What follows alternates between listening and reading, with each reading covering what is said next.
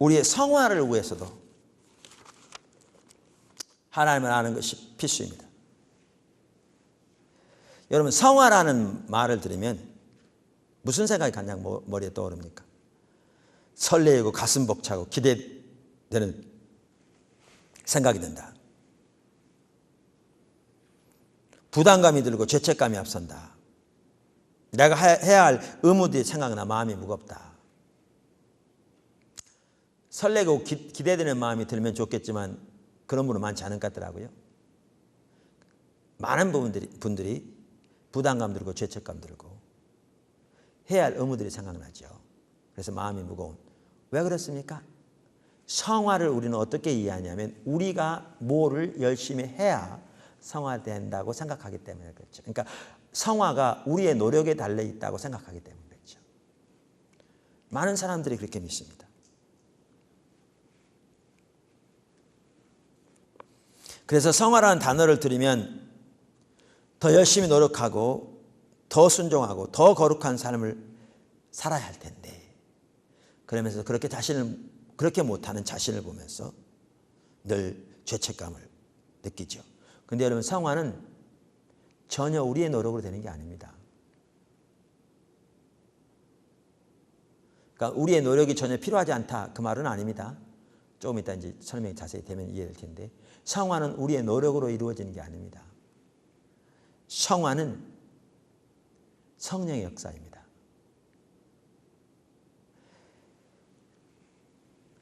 자, 그 성화와 관련해서 아주 중요한 구절이 있습니다. 성경에. 그 구절이 어디냐면 고린도후서 3장 18절입니다. 한번 찾아보실래요? 아주 중요한 구절입니다. 제가 한번 읽어볼게요.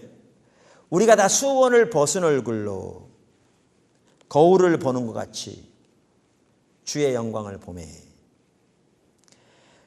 저와 같은 형상으로 화하여 영광으로 영광에 이르니 곧 주의 영으로 말미암음이니라. 여기 보시면 주의 형상으로 화하여, 그러니까 변화된다 그 말이죠. 여기 보면 주의 형상으로 화한다 이 단어가 예수님께서 변화산에서 그 변화되어 그 단어가 똑같은 단어입니다. 그러니까 지금 성화에 대해서 말하죠. 주의 형상으로 변화되는 것. 자, 그런데 먼저 여기에 보시면 그러니까 성화가 뭘로 되어지느냐? 곧 주의 영으로 말미암음이니라. 그래서 성화는 성령님의 일입니다. 이렇게 보시면 우리 노력으로 이루어지는 게 아니고요. 그러니까 성화가 하나님의 일이라고요. 그러니까 하나님께서 성령을 통해 우리 안에서 이루시는 겁니다.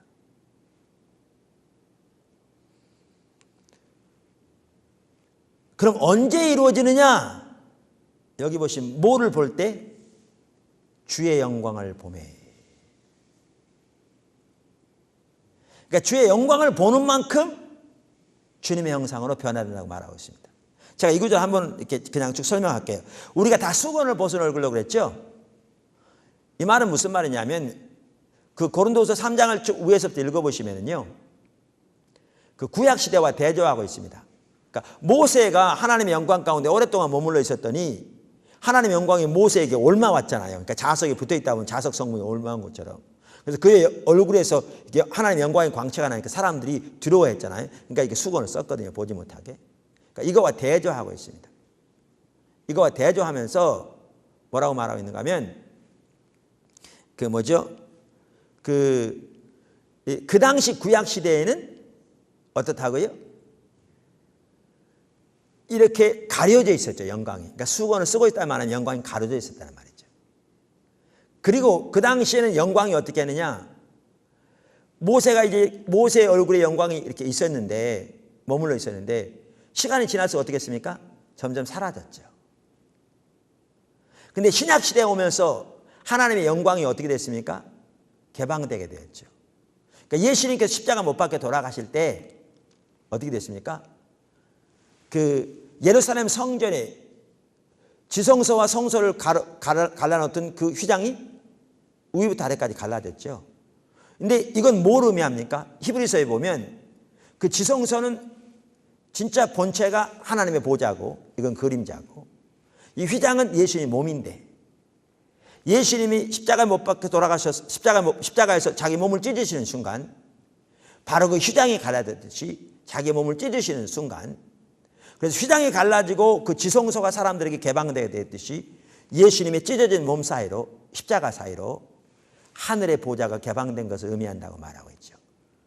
그래서 신약시대에는 수건을 벗은 얼굴이라고 표현된 것처럼 예수님의 십자가로 인하여 우리가 다 하나님의 영광의 보좌 앞에 나가게 됐죠. 그리고 하나님의 영광을 보게 되었습니다. 그래서 여기 보시면 우리가 다 그랬어요. 여러분 신약시대에 사는 우리 모두는 다 하나님의 영광을 볼 수 있습니다. 그걸 위해 예수님이 십자가 못 박혀 돌아가셨거든요. 만약에 저와 여러분이 하나님의 영광을 보지 못한다면 그건 하나님 잘못 아닙니다.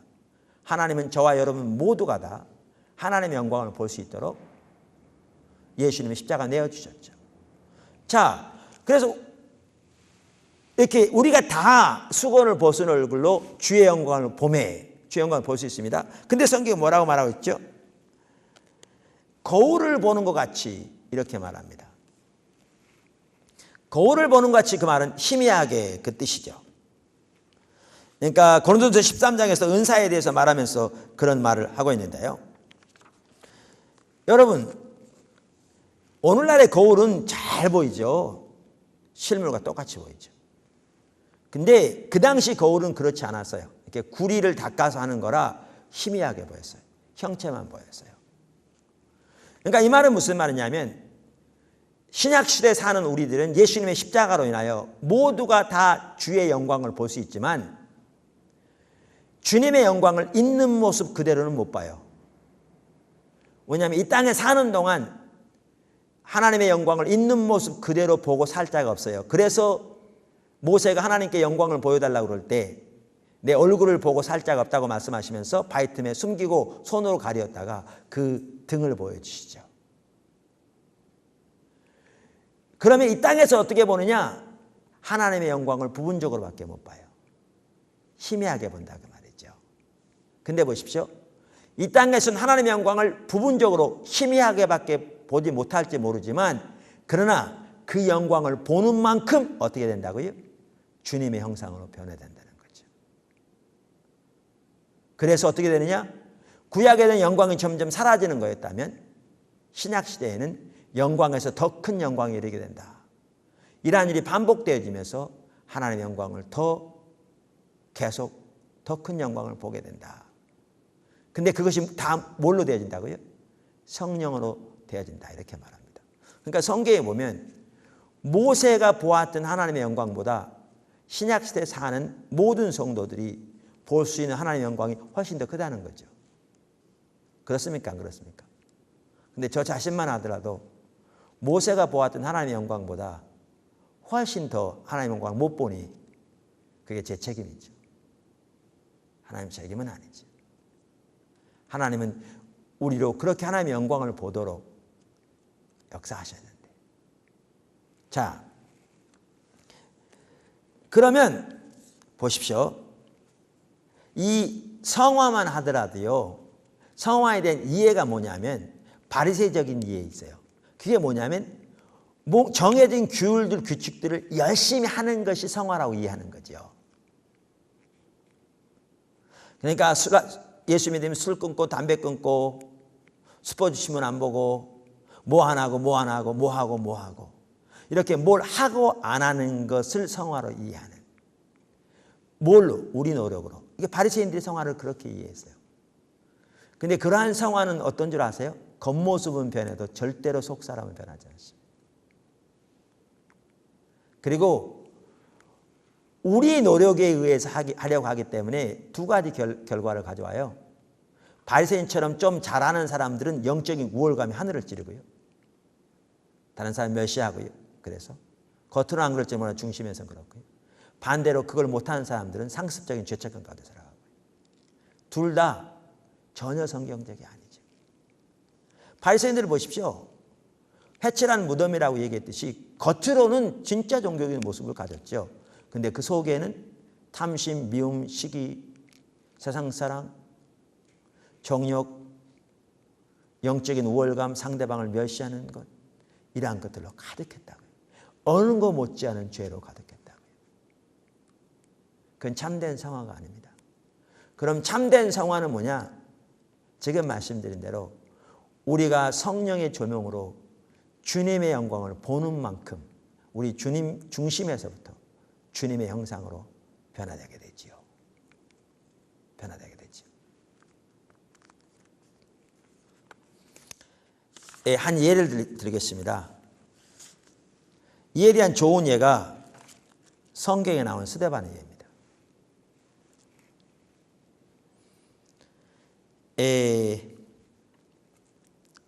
우리가 잘 아는 대로 이렇게 유대인들이 스데반을 돌로 치죠.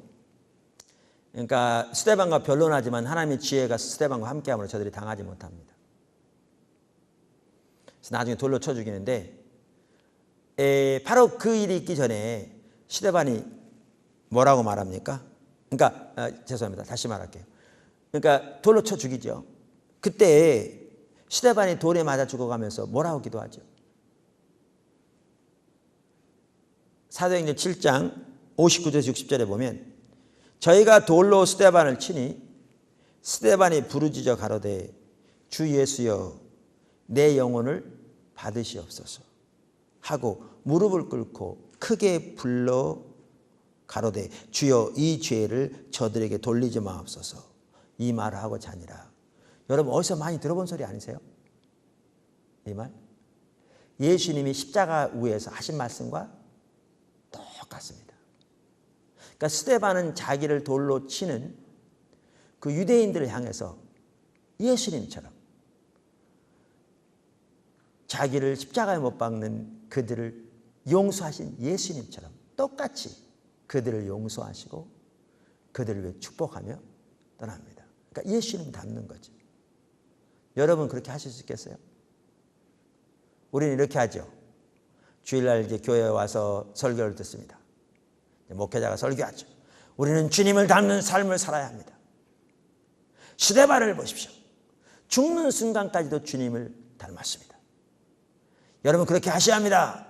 그렇게 하실 사람 아멘 해보십시오. 그럼 우리 아멘 하죠. 근데 밖에 나가는데 어떤 사람이 차를 딱 긁어버렸어.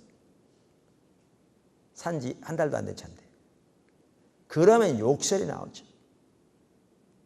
아니 죽을 때도 그렇게 예수님 닮겠다고 한 지가 벌가 10분도 안 됐는데 차 이거 하나 긁었다고.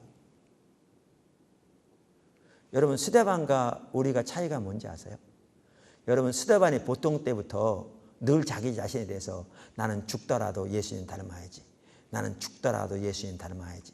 나는 죽는 순간까지도 예수님 닮은 삶을 살아야지. 이렇게 그가 자기 자신에게 늘 뭐죠?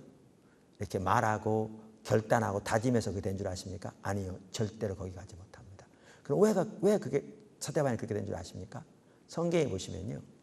스데반이 핍박을 당할 때 하나님이 하늘문을 여시고 하나님 보좌 우편에 서서 스데반을 내려다보시는 예수님을 보게 하셨어요.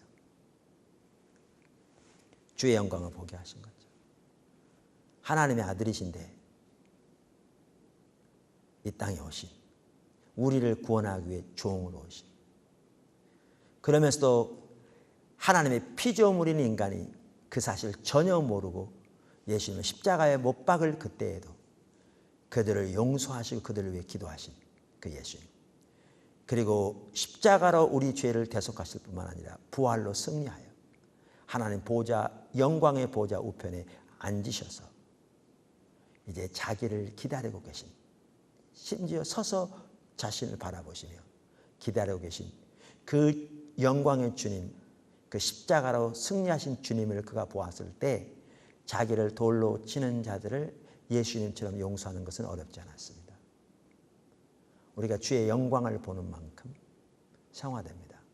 그것은 겉모습만 성화되는 게 아니라 중심에서부터 성화됩니다. 아까도 말씀드린 술 안 먹고 담배 안 피고 다 좋습니다. 그러니까 자기는 성화됐다 그러면서 맨날 술 취해 다녀. 성화 안 된 거죠.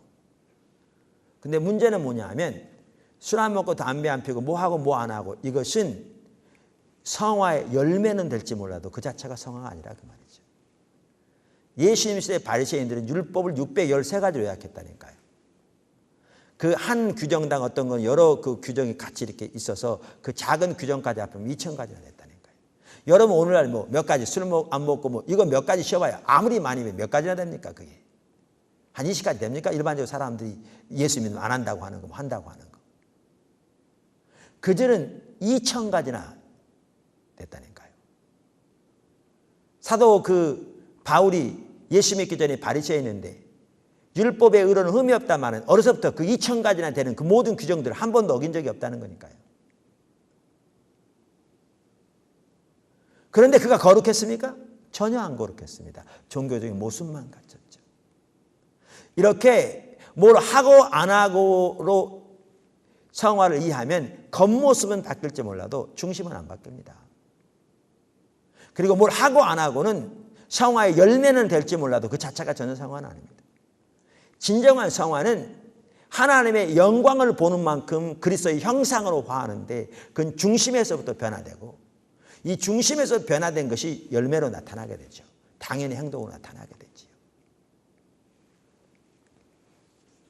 여러분 오늘날 성경에서 우리에게 죄 지은 자를 용서하라고 그랬던가요? 안 했던가요?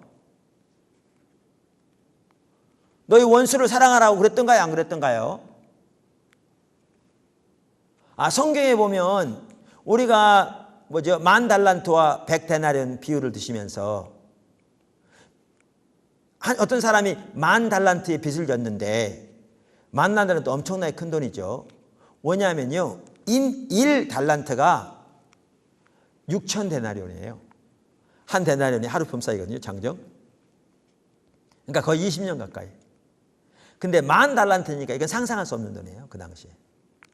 근데 100데나리온은 석 달 열흘 품삯이니까 절대 작은 돈은 아니죠. 근데 어떤 사람이 만 달란트를 빚졌어요. 왕에게, 주인에게. 갚으라고. 갚을 게 없다고. 기다려달라고. 자기와 자기 가족들 팔아서라도 갚겠다고. 사실 못 갚을 돈이에요. 아무리 팔아도 못 갚을 돈이에요. 그건 불가능한 돈이에요. 그래서 용서에 탕감해 주잖아요. 근데 가다가 자기에게 100데나리온 빚진 자 갚으라고. 갚기 전까지는 못 내보내준다고. 감옥 가둬버렸잖아요. 그랬더니 그 소식을 주인이 듣고 그 만 달란트 갚은 자를, 빚진 자를 다시 집어넣어서 다 갚기까지는 안 내보낸다고 그랬잖아요. 그러면서 뭐라고요? 우리가 서로 용서해 주지 않으면 우리가 그렇게 하신다고 그랬잖아요. 왜냐하면 하나님이 우리를 용서하신 게 만 달란트와 같다는 거죠. 이루 셀 수 없는 우리의 죄를 용서하신 거라는 거죠. 근데 우리에게 잘못한 자들을 우리가 용서하지 못하면 하나님이 그 용서를 보류하시겠다는 거죠. 그러니까 금방 영적인 억압이 오죠. 우리가 용서하지 않으면. 자, 우리가 그걸 압니까 모릅니까? 알죠. 근데 어떤 사람이 여러분에게 억울하게 했어. 여러분에게 막대한 물질적인 손해를 끼쳤어요. 잠깐만요. 어떤 사람은요. 자기가 다른 사람을 잘못 생각해. 자기 생각대로 다른 사람 판단해. 실제로 다른 사람이 그런 건 아닌데 자기 생각에 저 사람이 자기를 욕했대. 그리고 미워해. 이거는요. 회개해야 할 죄입니다. 용서할 게 아니고. 어떤 사람은 자기가 회개해야 할 것을 용서한 것처럼 해. 그건 잘못된 겁니다.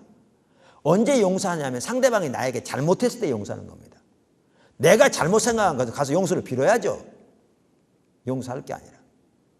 근데 어떤 사람이 나에게 큰 불이익을 줬어요. 많은 막대한 재산상해, 또한 막대한 어떤 인격상해 손해를 끼쳤어요. 우리가 그 구절 잘 알아요. 근데 용서 안 돼. 안 해. 사실 용서는 결단입니다. 되는 게 아니고 해야 합니다. 근데 용서 안 해. 우리가 성경 구절을 몰라서 안 합니까? 여러분 성경 구절을 몰라서 안 합니까? 용서하는 게 하나님의 뜻이라는 거 몰라서 안 합니까? 용서하지 않으면 하나님의 용서가 보류된다는 거 몰라서 안 하십니까? 만 달란트와 100데나리온의 비율을 몰라서 안 하십니까? 알죠? 근데 왜 안 합니까? 결단 가지고 성화되지 않습니다. 근데 만약에 당연히 우리는 용서를 해야 합니다. 그건 결단입니다. 우리 마음이 원컨 원치 않고 해야 합니다. 하나님의 명령이기 때문에. 그리고 하고 나가야 하나님께서 우리의 마음도 바꿔주시죠. 그러니까 결단을 해야 합니다. 근데 보십시오. 제가 말하고자 하는 이겁니다. 예수님의 십자가를 통해 우리의 말할 수 없는 그 죄를 용서하셨다는 그 예수님의 십자가의 영광, 그 십자가에 예수님을 내어주신 사랑의 아버지의 영광을 우리가 조금이라도 알았더라면 우리는 상대방을 기꺼이 용서하는 것은 조금도 어렵지 않을 텐데.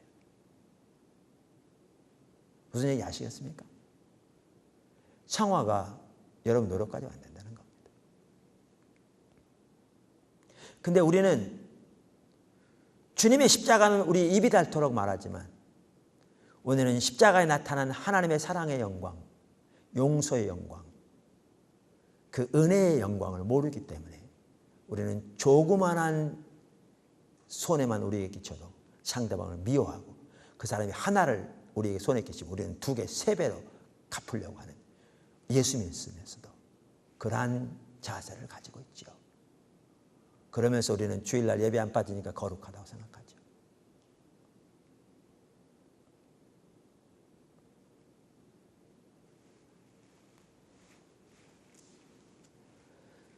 주님의 영광을 보는 만큼 우리는 주님의 형상으로 화합니다. 그래서 성화도 성령의 역사입니다. 그럼 우리의 노력은 어디에 들어가는가? 우리의 노력은 우리는 그냥 가만히 있어도 그러면 되는가? 아니요. 성화는 전적으로 성령의 역사입니다. 언제 성화되느냐? 우리가 주님의 영광을 보는 만큼 성화됩니다. 그럼 우리는 언제 어디에 우리의 노력이 들어가느냐? 자, 보십시오. 우리를 빚어가시는 분은 하나님이십니다. 그리고 우리를 빚어가시기 위해서 하나님께서 하나님의 영광을 우리에게 계시하시고 우리로 하여금 하나님의 영광을 보게 하셨어요. 주님의 형상으로 바꿔가십니다. 그럼 우리는 어디에 노력이 필요하냐면 우리가 주님 안에 머물러 있기 위해서 우리 노력이 필요하고 주님이 우리에게 주님의 영광을 보이실 때 그 영광에 맞춰 우리 삶을 조정하기 위해서 우리의 노력이 필요합니다. 다시 말하면 지속적으로 주님의 얼굴을 구하기 위해 지속적으로 주님을 알기를 구하여 지속적으로 주님 계신 곳에 같이 머물기를 구하여 지속적으로 주님 앞에 더욱 가까이 가기를 구하여 서는데 우리의 노력이 필요하죠. 그리고 이렇게 주님을 찾는 가운데 주님을 구하는 가운데 주님 계신 곳에 같이 있기를 열망하는 가운데 주님께서 주님의 영광을 보이시면 아까도 말한 대로 십자가를 통해 나타난 그분의 사랑을 보이시면 그리고 용서가 주님의 명령임을 보이시면 우리가 기꺼이 우리의 대가를 지불하고라도 상대방을 용서하고 축복하는 자리로 나가기 위해서 우리의 노력이 필요하죠. 다시 말하면 우리의 헌신이 필요하고 우리의 희생이 필요하다고요. 우리의 결단이 필요하다고요. 우리는 하나님이 가장 소중하기 때문에 하나님께서 하나님의 뜻을 보이실 때 우리가 기꺼이 어떠한 대가를 지불하고라도 주님의 뜻에 우리의 삶을 맞추어 조정하여 주님의 명령에 순종하여 나갈 때 우리의 노력이 필요하죠.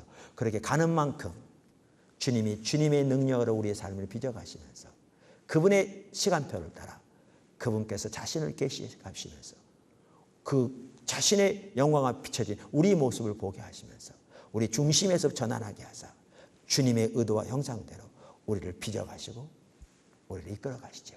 그게 성화입니다. 그리고 이 과정이 지속되어질 때 영광에서 더 큰 영광으로 말한 것처럼 우리는 더욱더 주님의 형상을 닮아 변화돼 성령의 능력으로 단순한 겉모습이 변하는 게 아니라 우리의 중심에서부터 변화되는 거지요. 그게 성경이 말하는 성화입니다. 이처럼 성화만 하더라도 주님을 아는 것이 없으면 불가능합니다. 우리 신앙의 가장 핵심이 구원입니다.